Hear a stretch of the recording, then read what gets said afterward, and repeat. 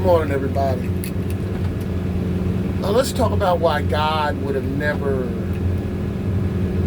prescribed the Trinity.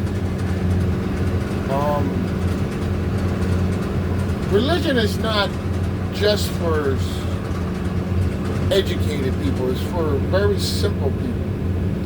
Because there's simple rules of behavior that guide the world. You know, doing good over evil. That's doing godly good over sin and evil. These are simple behavior that guides the world.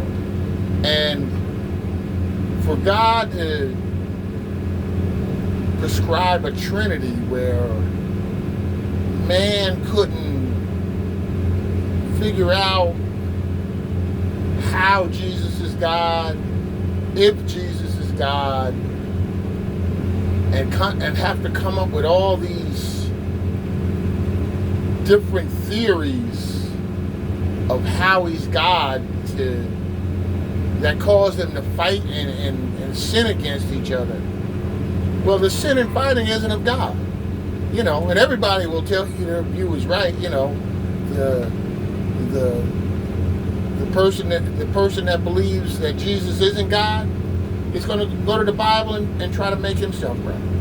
The person that believes in the Trinity is going to go to the Bible and try to make himself right. The person that believes in oneness is going to go to the Bible and try to make himself right.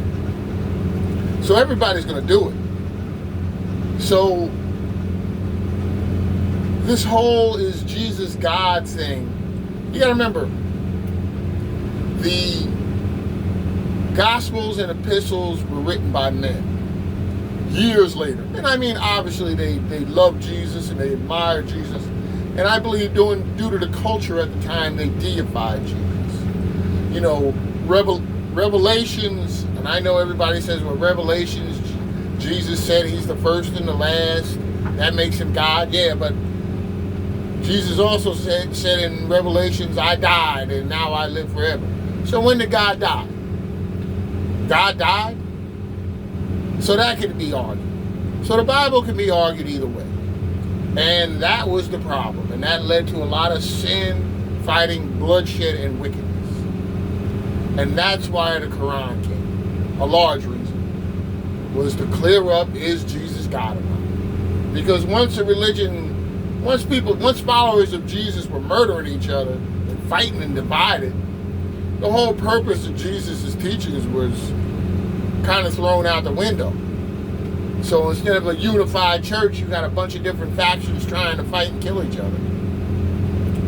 So with that said, I want to keep this short and sweet. And as far as Muslims go, yes, you misinterpreted the crucifixion. Surah 4, verse 157, 159. Yes, Jesus died on the cross physically. But none of us die, actually. We all die physically, but none of us actually die. We go back into the spirit world. And that's how Jesus was raised up to God's divine presence. He went back into the spirit world. And his physical body died, he went back into the spirit world. And the second coming was when God sent Jesus' spirit back into his body and raised him from the dead. Because remember, the disciples were supposed to see the second coming. And people have been theorizing the second coming of the Messiah for 2,000 years or however many years, and he ain't came yet because he ain't coming back. He came back already.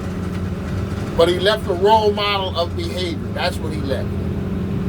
Okay, you're supposed to try to behave like Jesus. Once you remove all the theology and all the fighting over who's got the right belief about Jesus, which is not Illuminati because the Lord gave further revelation about Jesus, it's about behaving holy.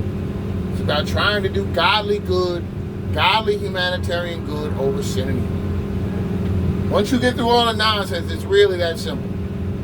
So God bless and have a good day.